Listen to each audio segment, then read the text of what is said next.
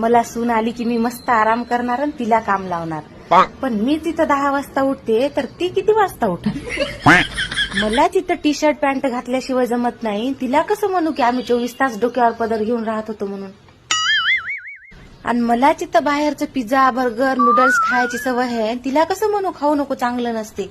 आणि जर ती मला म्हणली की तुम्हीच खाऊ खाऊ नुसत्या बेंडकोळी सारख्या फुगल्या तर मग जरासा मोबाईल चार्जिंगला लावला तर मला करमत नाही. तिला कसं म्हणू की मोबाईल पाहू नको डोळे खराब होतात म्हणून.